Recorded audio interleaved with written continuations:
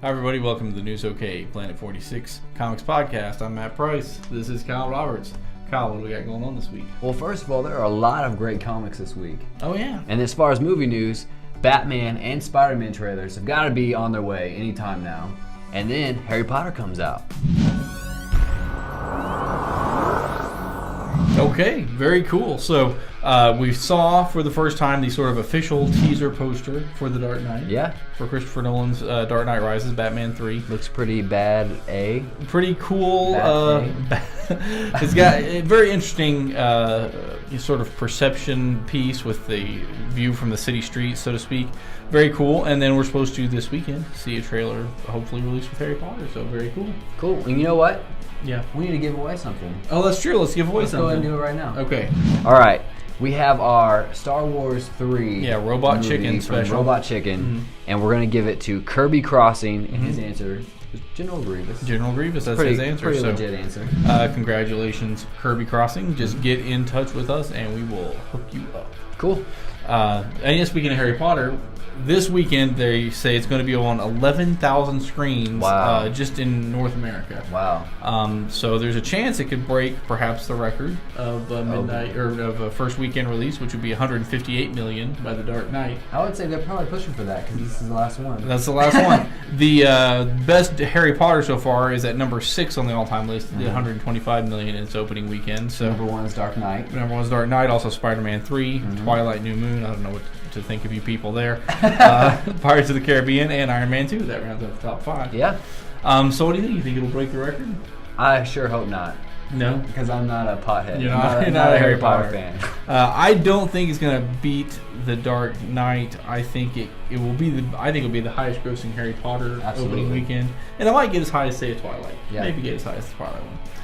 Speaking of that, our question of the day, what is your favorite Harry Potter film? Of the ones they've made so far? If you see the new one, what do you think? What's your favorite one?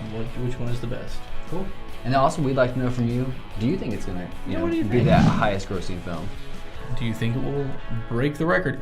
And also, you're kind of talking about Spider-Man. Comic-Con is coming up next week, and there is a panel in Hall H for The Amazing Spider-Man by Sony, and there's a lot of talk that maybe there'll be some trailer, maybe there'll be some footage. Maybe we'll get to see some of this stuff in the Andrew Garfield film. I have a feeling they're going to have a teaser trailer for Spider-Man. Captain America also opens next week, and Chris Evans will be out at Comic-Con promoting that. You'll also see DC Comics promoting the new 52. Their 52 number 1's coming out this fall. Marvel's going to talk about Uncanny X-Men, Spider-Man plans, and the publishers from Image, IDW, Dark Horse, Archaea, Titan, many more. So keep an eye on the blog, blog.newsok.com/nerdage, and I'll try to pick up some of the best announcements and share them with you guys. Cool. Let's get into the review file. All right, very cool. So the X-Men, this is kind of the big X event going on right now that's leading to that relaunch. It's called X-Men Schism. It's by, we may have said that right, written by Jason Aaron, who's been writing Wolverine, drawn by Carlos Pacheco, who's been a long-time Marvel favorite, also done some stuff for DC. And this kind of sets up maybe what happens to split the team. I thought it was a really well-drawn and a nicely written issue. The team isn't split up yet, but they're kind of alluding to Cyclops is going to take one side and Wolverine's going to take another side. And it almost kind of seems like Cyclops is on the side of Magneto as far as, kind of what you guys may know in the movies, where he's ready to go to war, and Wolverine's kind of held back a little bit. The mutants have been living on this utopia, this Magneto's old island, so to speak, but now the countries of the world are getting kind of fed up with mutants due to some behind-the-scene manipulations, and the Sentinels are back out and a threat again, so I think Cyclops and Wolverine may have different views on how to handle that, but it really, I thought, harkened back to sort of some of the X-Men glory days, so absolutely. Check it out, it's out this week. Cool. And the Red Wing. Yeah, brand new thing, creator-owned book from Jonathan Hickman, who you might have been reading his FF. And a brand new artist, as far as I know, is Nick Pitara. I haven't seen his work before, but he's very, very good. Kind of Frank Quitely influenced.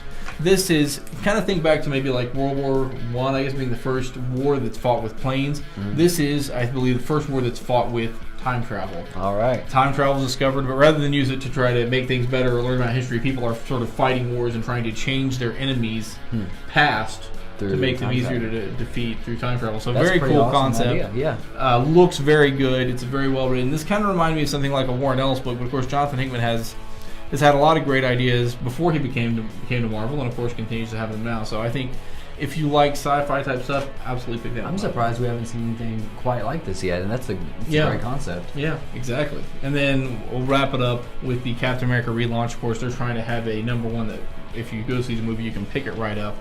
And, it's Ed Brubaker, who's been doing one of the greatest Captain America runs of all time. It's Steve McNiven, who drew Civil War. It's mysterious villains from Captain America's past. It's Steve Rogers back in the costume. Just like this all the way through. Action, romance, pathos, relationships, all that stuff. Pathos. Beautifully drawn. Did I say that wrong? I don't know. So, I don't know. Pick it up, man. I mean, this is... obviously, I'm a Cap fan, and I'm not real big on the renumbering stuff all the time, but fantastic issue. Cool. Do I even have to ask what your pick is? No, man. I would gladly buy all 3 of these any week, but I'll pick Captain America. Cool. I'll go with Schism. All right. So, pick up Red Wing too. Just buy all 3. So that's what we got for you. Next week, of course, we'll be rolling into the Captain America opening week, so we'll be talking about that. And we'll be back with other comic book and movie news. So for Kyle Roberts, I'm Matt Price. Thanks for watching.